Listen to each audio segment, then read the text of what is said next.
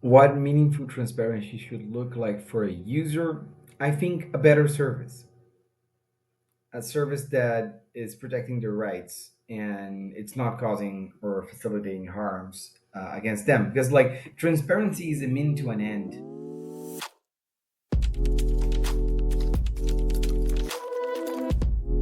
Hi, I'm Shobhit. Hi, this is Tavishi.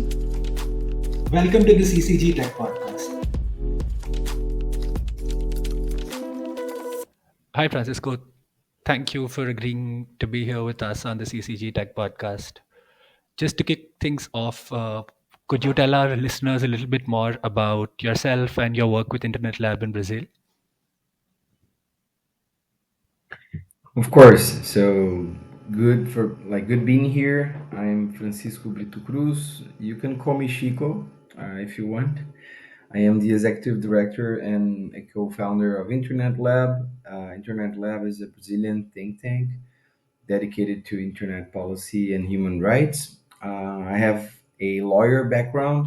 I have my master's and a PhD in law, and on that, I also study internet regulation.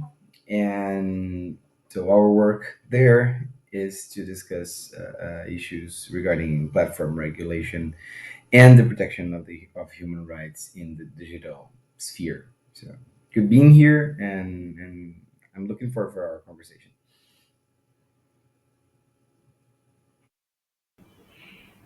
Thank you, Chico. That was a very good introduction. I'll just start the conversation by talking about transparency. We've seen that transparency has emerged as an important ideal in conversations around holding social media platforms accountable. Could you briefly explain why this might be happening, or could you provide some context on how the conversation around transparency has evolved in the last few years? How platforms have responded to demands around transparency? Of course, maybe it's interesting to start this with an anecdote that we have over here. In the last few years, some regulatory proposals surfaced here in Brazil, and part of them were mostly directed to make platforms to remove content that is considered harmful or problematic. And part of the work and effort of civil society was to convince people that one thing that should be in those proposals that would be even more key and fundamental than removing content would be transparency. Transparency about platforms and their systems. And we got a reaction to that. The reaction was people saying that, okay, transparency is okay, but transparency is soft regulation. Transparency is not hard regulation. If you want those companies to be held accountable on what's their responsibility, we should put more hard regulation on trails. And we have to respond to that. So maybe this is a like explaining how we responded to that.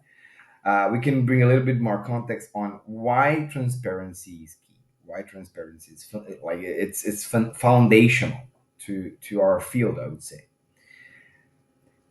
The thing is, transparency. Firstly, transparency. Having transparency is like having a menu on the restaurant that you're in.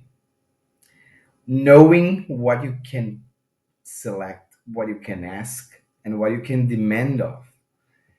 And if you don't have that, activism, journalism, and even demanding platforms on actions would be probably a lot more difficult because you don't know how they function, you don't know how their systems work.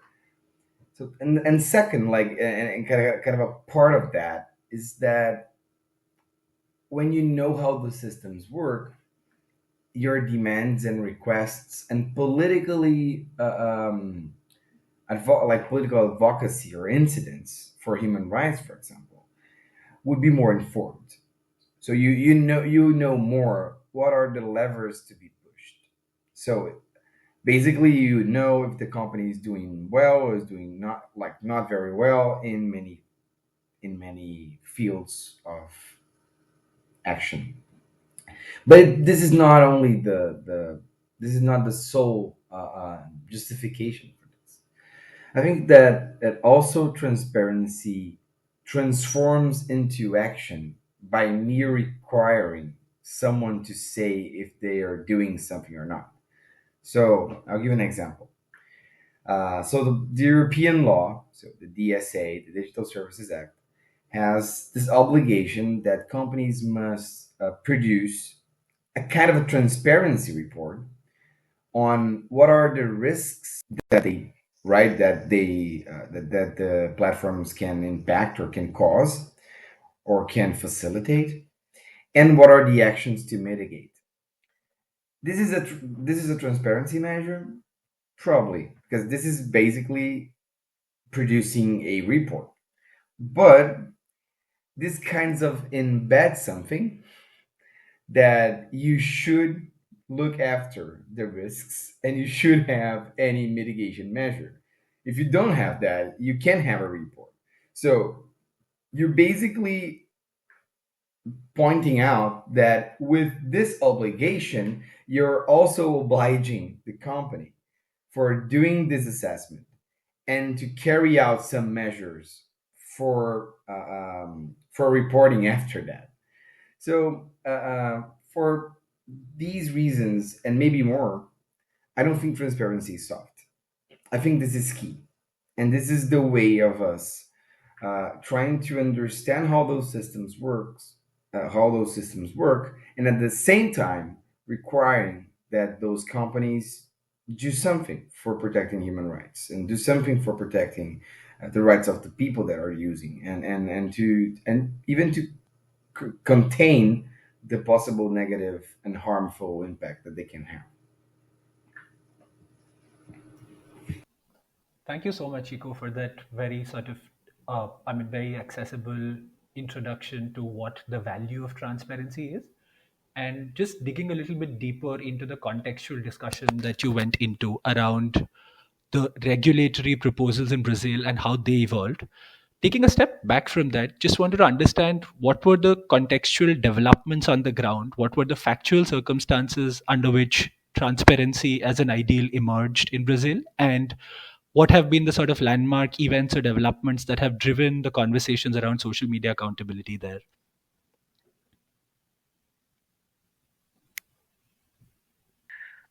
Well, we couldn't go back long ago, but I think that the idea that transparency was important was already part of the civil society conversations in Brazil for at least 5 years, maybe more.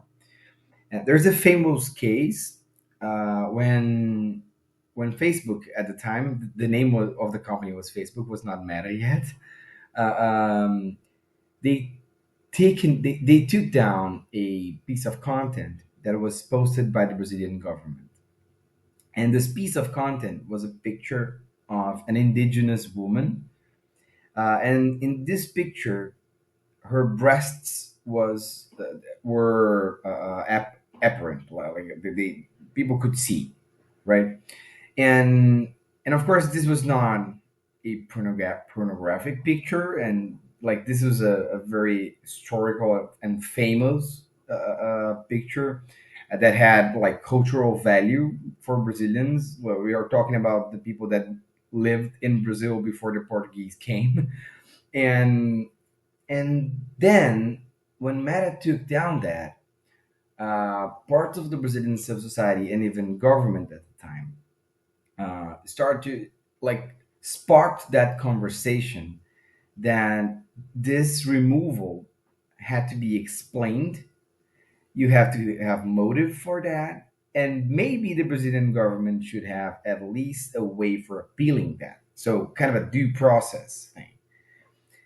And this was the spark of the conversation in the civil society that we should have more like demands for transparency on platforms.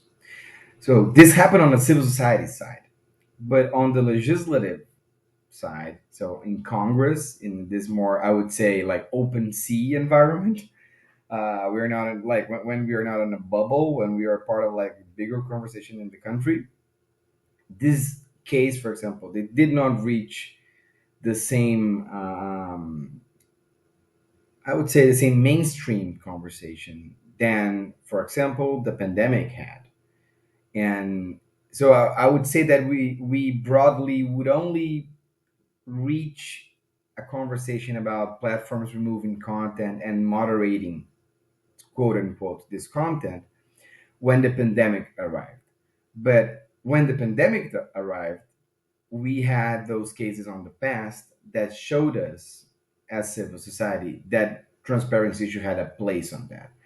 And actually, Shabbat, like this was part of our strategy. So what we did at that time, so I'm speaking about like 2018, no, 2020, sorry, especially when those regulatory proposals were tractioned.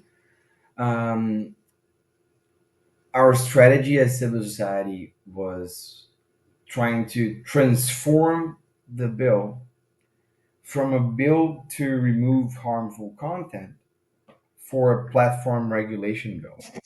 And the key for that was the discussion about transparency, especially on content moderation, but not only. Also, transparency about other kinds of systems. So, basically, like explaining a little bit for the audience, like when I'm talking about content moderation, I'm talking about like companies enforcing the guidelines and the rules that they have against content produced by users. So basically, you should have a rule for being enforced. So it's this quasi judiciary procedure of like you enforcing a rule. And then when I'm talking about like other systems, I'm talking about something that does not require a public rule but can be part of the functioning of the platform as well. For example, what appears on your feed. So, what is recommended to you. So, of course, the systems are also important, and we should have transparency on the systems as well. But I would say that, like, the start of the conversation had more to do with transparency on content moderation because of this background.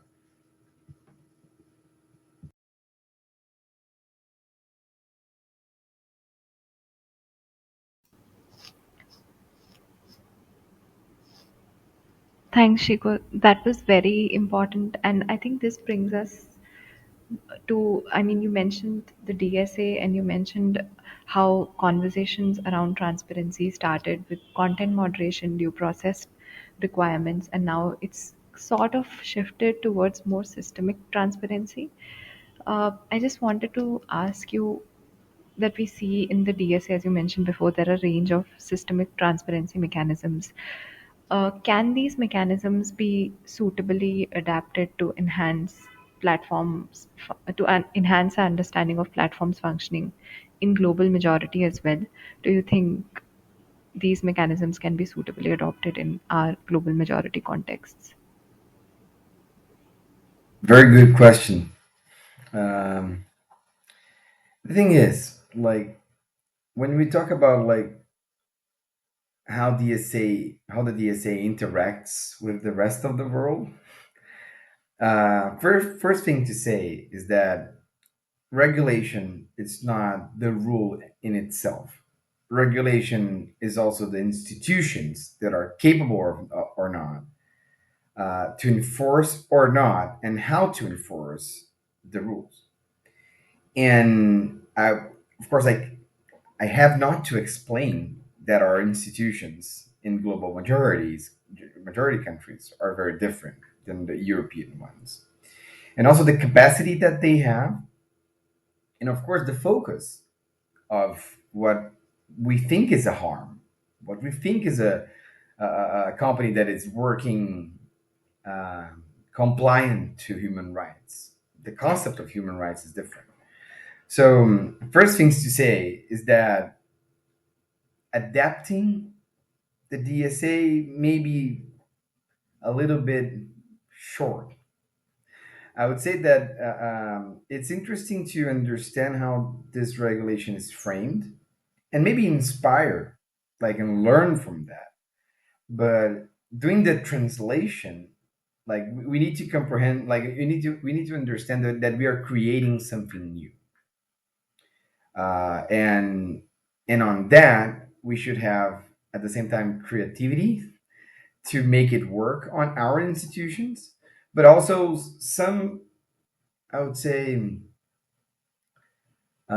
some derailment, like a positive one, of like not thinking about like path dependency, and like we should do this because in the past they do that, right? And this is it. But for example, I would give an example in Brazil. I'm sure that in India, for example, you have other cases like that. In Brazil, we don't have a strong discussion on the last few decades on how to regulate media. We do not have that. Maybe this is a trauma for us leaving our dictatorship in the 80s and don't wanting to create something that could create like censorship or something like that. But the thing is that we don't have a natural regulator, quote unquote, for dealing with content and dealing with issues regarding content in a way that is compatible with our democratic society. So, when we have a discussion about platform regulation, or such as a DSA, like European DSA, there's a huge question mark on who should be the regulator. Should we create one? And like creating a regulator is super complicated on itself.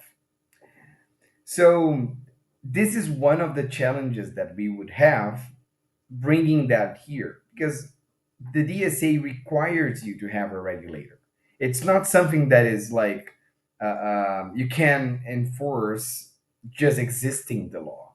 Like some laws are like that, right? Some laws you just approve it and they are valid, and you can just require to the judiciary like what to do. But a law like the DSA needs a regulator, a technical one, for receiving reports, maybe approving those reports, maybe directing what should be on those reports, and for example, like detailing a little bit more on how things should work. Like we are talking about a hard technical regulation and legislation. So maybe this is a way of starting an answer for you, Tavishi. But I would say there is plenty of more problems that can derive from trying to adapt.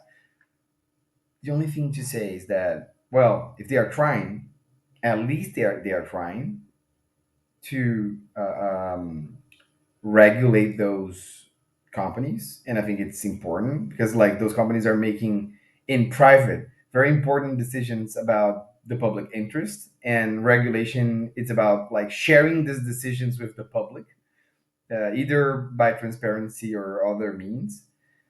So at least they're trying, and what I think about that is that we should be clever and trying to learn from their mistakes, not not forgetting that our realities are very very different. Thank you, Chico.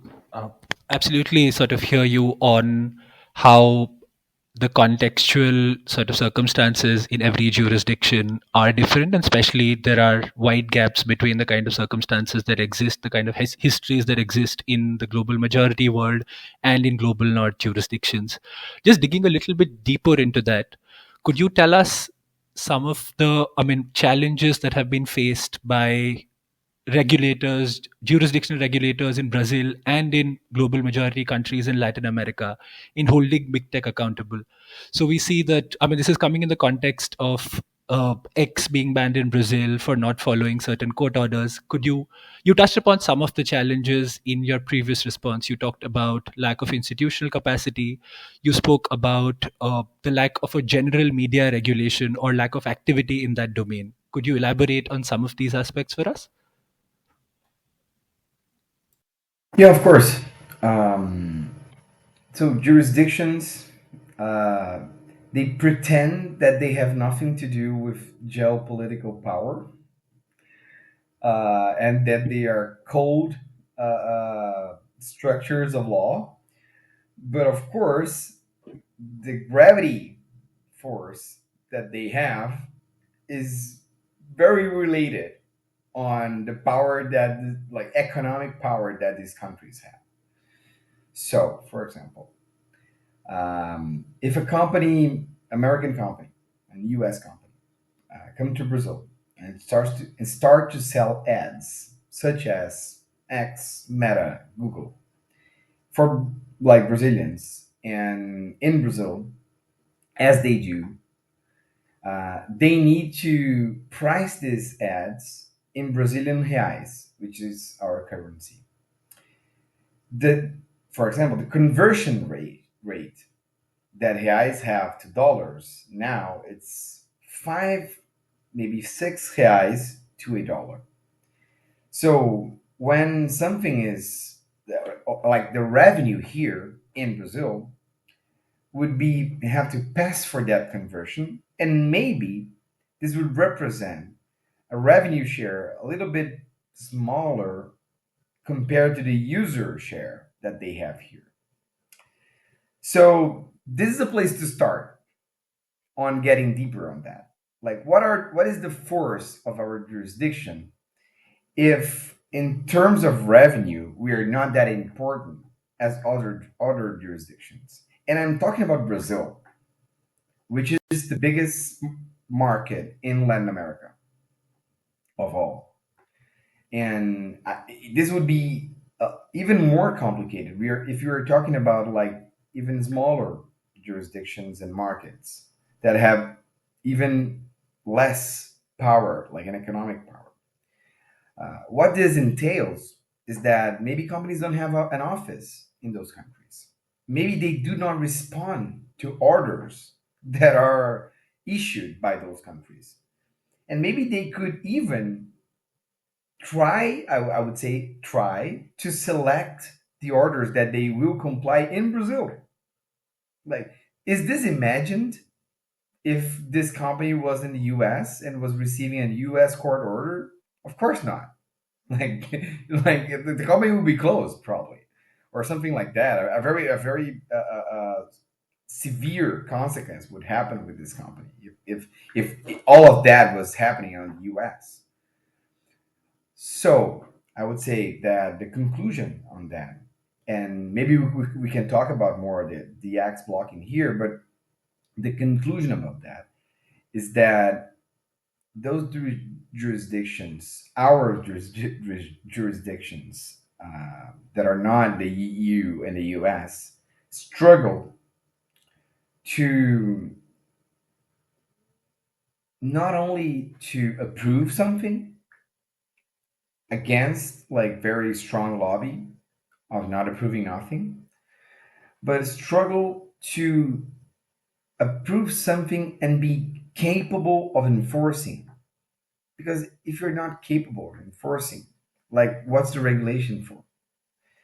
And so this is an important context. It's not only about institutional capacity. You know, I fear this discussion about institutional capacity a little bit because it creates a discourse that we are less prepared, for example, we in the global majority. And I don't think that. I think we have less resources in terms of money, basically.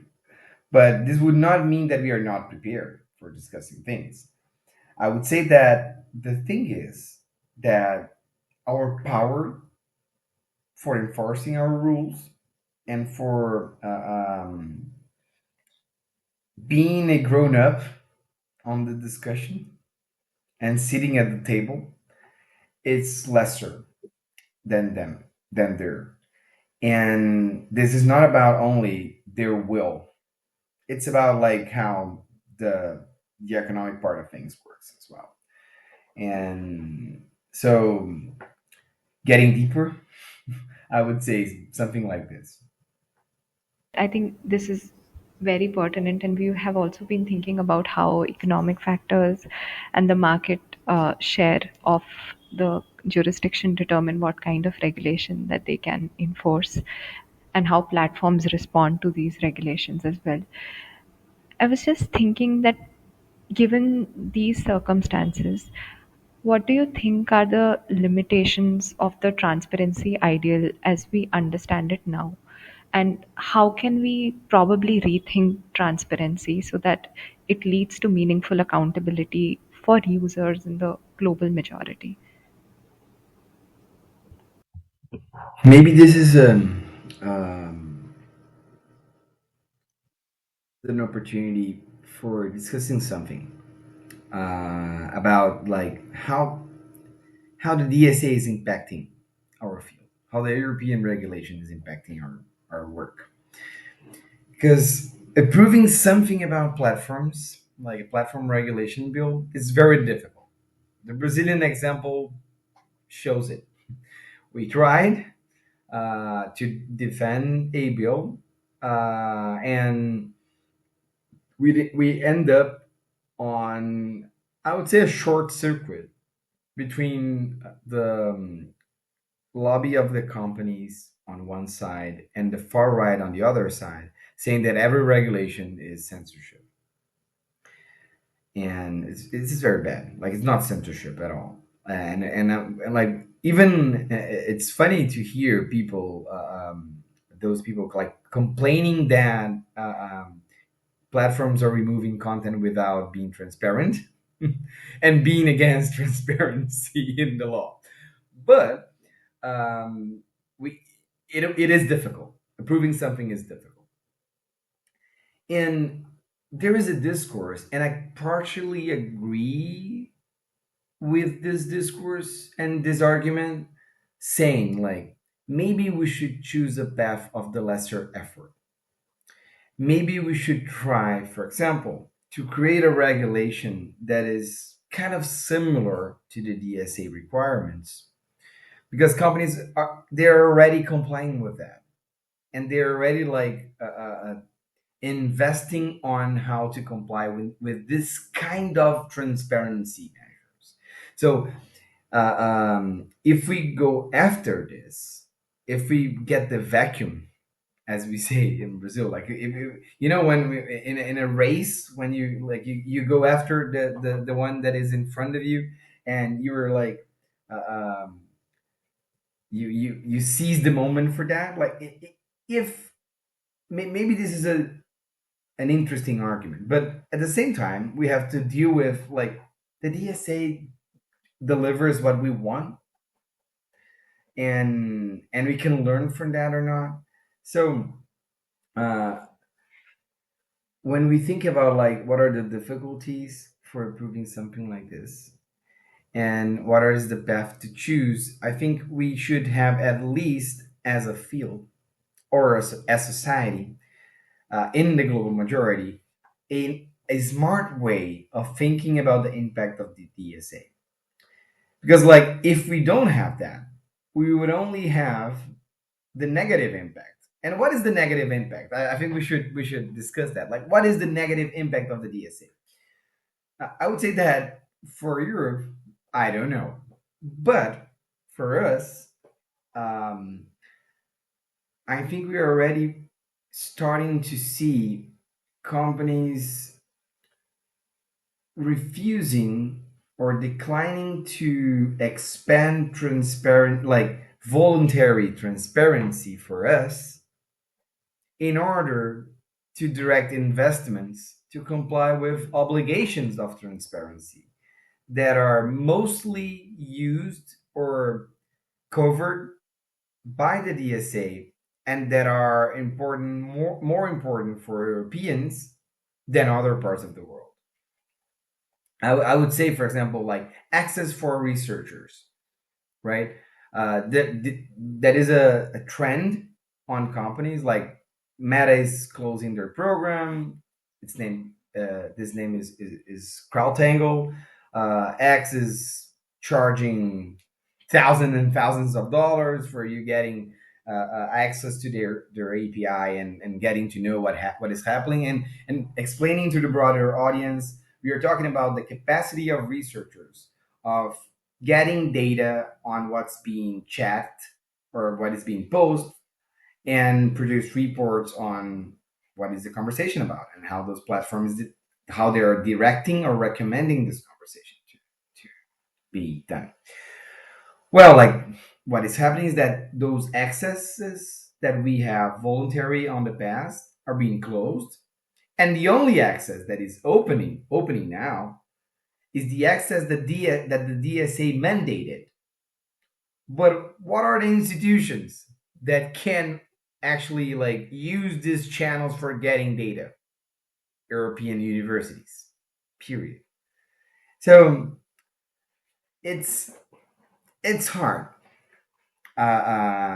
because, like, of course, is like transparency in any part of the world is important. I wouldn't say that the DSA is a bad thing. Of course, no. Like, it's a good idea. It's at least an experiment about transparency. Um, but if we do not like try to be smart on how you use it and how you use it in the discourse, we would end up only having the bad part of it, which is the concentration of investments on compliance and transparency on in Europe or in jurisdictions that have a similar framework than the DSA. Thank you, Chico. Quite a few interesting points there. Just picking up on one point regarding, I mean, coming back to sort of regulation in Brazil, how far do you think that regulatory proposals in Brazil have been affected by the discourse in under the DSA or under other global north frameworks? And how is civil society trying to respond to that? Which of those sort of mechanisms is civil society seeing as useful, and which mechanisms are we more circumspect towards? Well, I think especially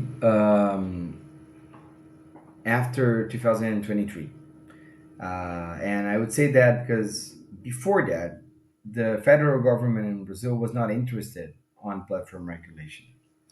And what happened is that, like, if the government is not interested, we would definitely not have a regulator. And if we don't have a regulator, it's kind of impossible to build something like this. So I would say that the DSA really impacted our discussion in terms of like the actual text of proposals after 2023. And the second part of your question, Shabit, about like what are the mechanisms that create a little bit more hope on civil society, and what are the mechanisms that don't. I think that it depends on what you consider civil society, because like many people have different opinions about that. But I would say at least that um, the idea of having assessment of risks and mitigation of risks is something that landed with a little bit more expectations over here. And of course, this would highly rely on having a regulator or not, but this is something that created some hope. But I would say that in terms of urgency, what researchers talk more about is the access about data, like for data mainly. So these are the ones that I would say that are more on like being part of the mainstream conversation. The idea of mitigating risks and the idea of accessing data.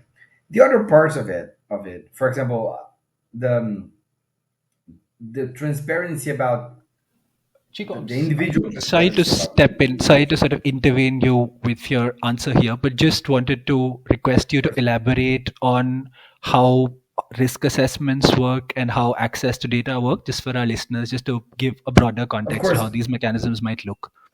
risk assessments are an instrument that I commented on the beginning of our conversation. They basically um, what they are is that they are an obligation for companies, for seeing out if their systems can facilitate or even cause some kind of a risk for something. And what is this something? Probably a human right, or probably an issue. For example, could be like those systems cause or facilitate any risk regarding, I don't know, electoral integrity. And then after seeing out like what is the possible risk, um, the companies should have a list of mitigation actions for trying to reduce the possibility that this risk transforms into harm. So this is a risk assessment tool, and this was kind of imported by the DSA, from discussions that were not tech related only, and basically the discussions around business and human rights. So the idea of, like, for example, a company, like when the company wants to build a factory or something like this, then the company is obliged to understand what is the environmental and even community impact that they would have, and what would be the mitigation actions for risks or harms that the building of this factory would be. So this is the general idea about risk assessments. And about the access for researchers, is the thing that I was commenting later, on our conversation, which is the capacity of an university or a think tank, or even a journalist, to collect data about what is being published on those platforms, and to analyze this data, to give for society a kind of a picture on what's happening. For example, uh, some researchers here in Brazil did a lot of reports on about the meta ads that were being circulating during the Brazilian elections, and maybe like trying to say like, well, there are a lot of ads that are talking about this, or that might be illegal, or that can cause some harm about this or that. And this is also important because this is kind of opening a little bit of the black box and seeing out what is circulating on those platforms, and make the authorities to take action about that, or trying to make the platforms to take action about that. So this is access to data, like for researchers. And I think this is the two subjects that create a little bit more expectations that they can deliver in terms of reducing harms that platforms can facilitate, especially harms to human rights and harms to democracy. So the idea that we will raise the bar on the commitment that these companies should have, making them accountable about what the content is being circulating on their systems. Given there's a lot of conversation around disinformation, around content moderation in Brazil, also there's a standoff between the Supreme Court and X on what content should be taken down, what accounts should be banned. How are the conversations around more user facing transparency, like user notifications whenever there's an adverse action taken by the platforms, as well as options for grievance redressal when platforms take a content moderation adverse action? How are these conversations happening in the civil society or among regulators? Great question. I think first to say is that there's a common sense that companies should have more of this user-facing transparency. Kind of everyone's agrees with that. And if we would have a consensual bill in Brazil, maybe this would be the only part that that would be there. So I think this is something on our conversation over here. But I don't think that this would be the only thing that is deriving from the standoff between our Supreme Court and X or other companies. Because when we were talking about this, we are talking about companies being transparent about their private exercise of content moderation, or in non-jargon uh, language, they're being transparent about what are the rules that they are enforcing or not, and how they're enforcing.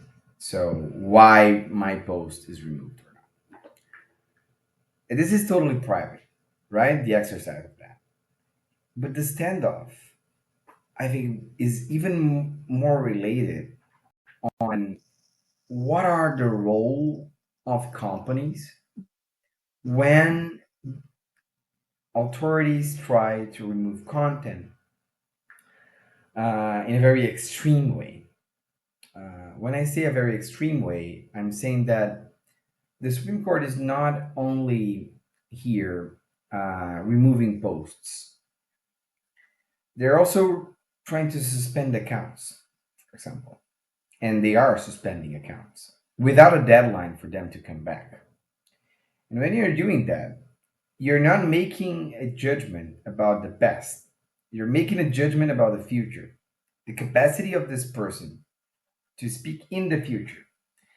And I don't think this is impossible to do. Of course, this is possible. Like all of the discussions around having some kind of a procedure to prevent a future violation, like for example, holding a person arrested by some days for preventing this person from committing something that this person is threatening to do. It's a way of doing that, but in an offline context. So the Supreme Court is being very extreme with this, and especially what is irritating companies over here is that all of these procedures that the Supreme Court is having are under seal, or like 90% of them. So the justification for taking down an account cannot be even said to the user that the content or even the account is being suspended. So this is creating this kind of an escalation, like escalation. The thing is, when we're having this conversation about this kind of measure and why the Supreme Court is doing that and why not, we're talking more about the transparency of the law enforcement part of it and not the content moderation part of it, which is very important as well. And I would say that this would be desirable that the law enforcement also have a requirement for transparency, especially for taking down whole accounts, because people will see that this is not something that you put under seal because you're requiring an evidence that would be destroyed if someone knows that you're investigating. Like the person will know that you're taking down the account. And the thing that I think that is like the reason that I think that this is desirable is that so giving an example about the X case, many media outlets all over the world said that the Brazilian Supreme Court took down or blocked X because X was not complying with court orders to remove quote unquote disinformation. This is not true.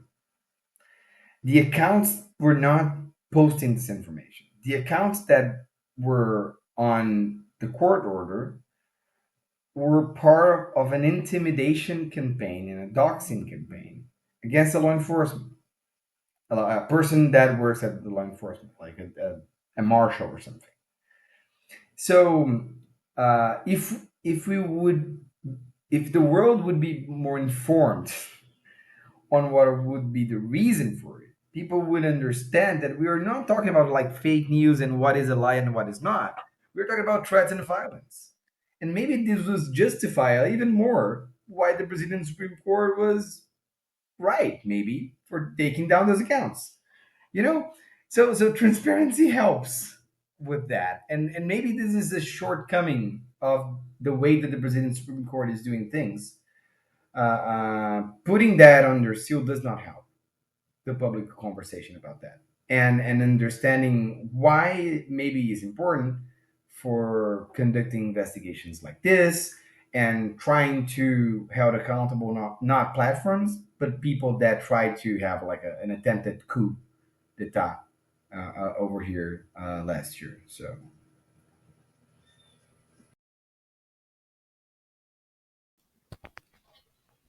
Thank you very much, Chico. I think the point you made about larger transparency from the state is also something that we have been experiencing in India. I mean, conversations, civil society conversations around greater transparency have largely been transparency from states as much as platforms, if not more. You also commented on the need for an independent regulator and the role of an independent regulator in ensuring transparency. Can I ask you to maybe elaborate a little bit on that and provide a little bit more insight onto how an independent regulator could provide for more transparency in each of these mechanisms that we've just discussed? And also maybe how Brazil is conceiving of an independent regulator, if it is at all. this discussion is not consolidated or mature here, Shabit, as I would wish. Conversations are happening about like having a little bit of like some way of participatory involvement of civil society with this regulator, but of course not curtailing the capacity of this regulator to actually have capacity for fining or like exercising enforcement. Um, we are talking about independence.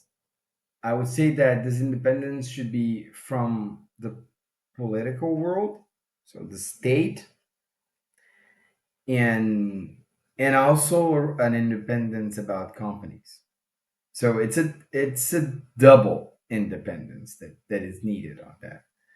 And to respond more directly to your question about like how this regulator would help the transparency um, enforcement part of, or even like to raise transparency on platforms. I think that the primary thing that we need to accept is that transparency about their systems, for example, it's not a simple thing.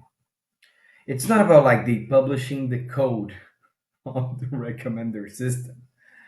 It's about like we having the capacity to understand their impacts, and also to do that without harming data protection of users, and also without creating some kind of a harm to the company regarding their competitors. Because like when you're talking about like secrets, like industrial secrets or something like this, what you're talking about is like if we are going to treat companies fairly, not only by the state, but creating fairness for competition with their competitors.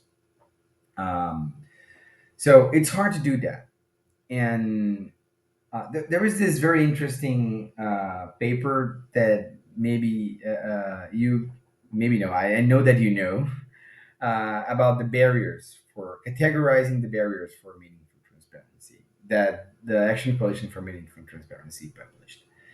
And I would explain this paper as a list of excuses. What are the excuses that are reasonable for not sharing information, and what are the reasons that are not excuse that are not justifiable for not sharing information?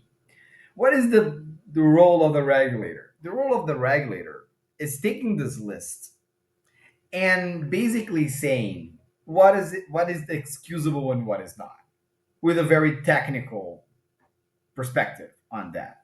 So this regulator would be the one to decide, for example, what is the limit between sharing data about a user and maybe harming their autonomy or privacy, uh, and even though sharing this information for research that will picture what's happening on the platform.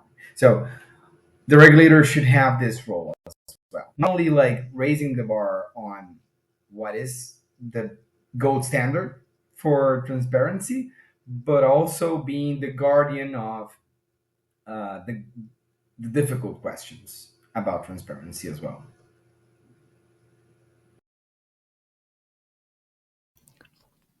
Thank you so much for that, Chico. So we've spoken about the kind of institutional limitations, the kind of political economic limitations that are prevalent in global majority jurisdictions like Brazil.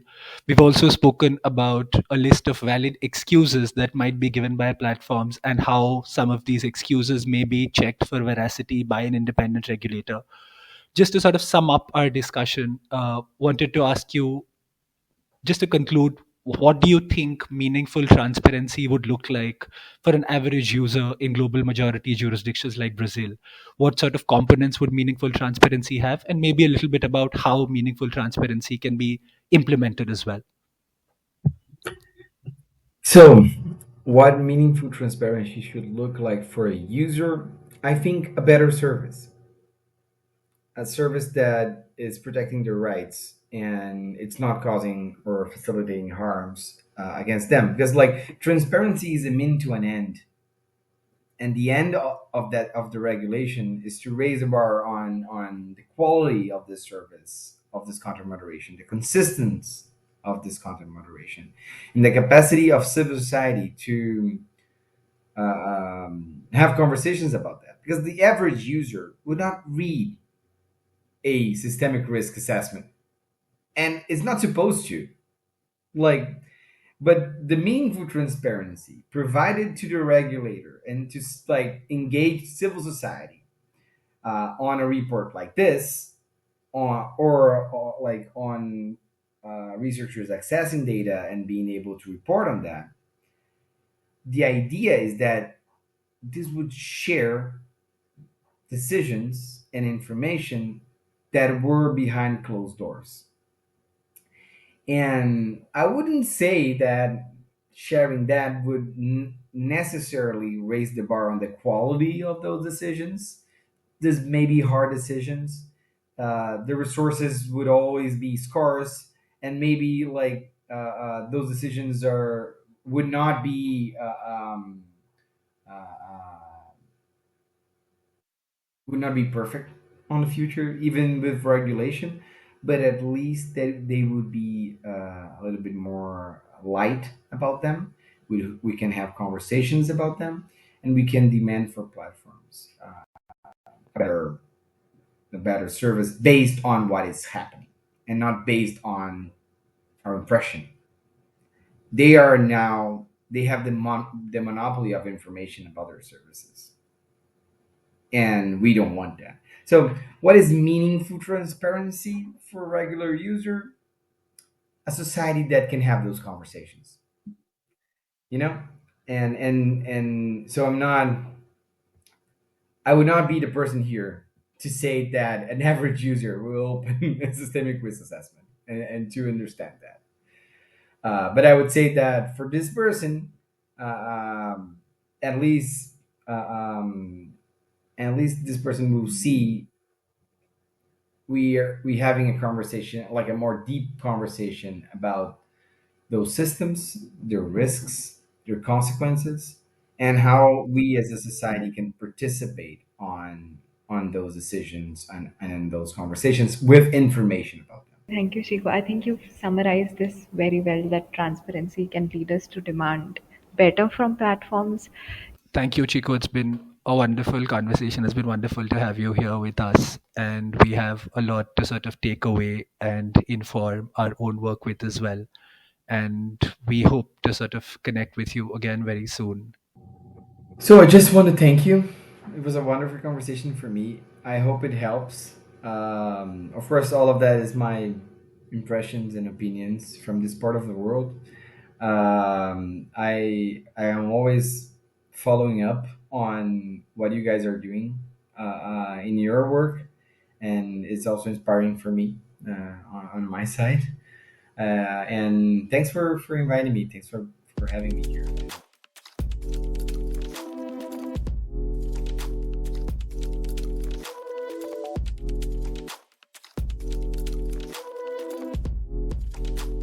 We would love to hear your thoughts on the episode and your suggestions on what topics you would like us to cover. You can reach out to us through email or find us on our social media. We will link to details of these in the show notes. Lastly, we would like to thank National Law University Delhi for their support in creating the podcast. If you enjoyed the conversation, please like and subscribe wherever you're listening to the podcast.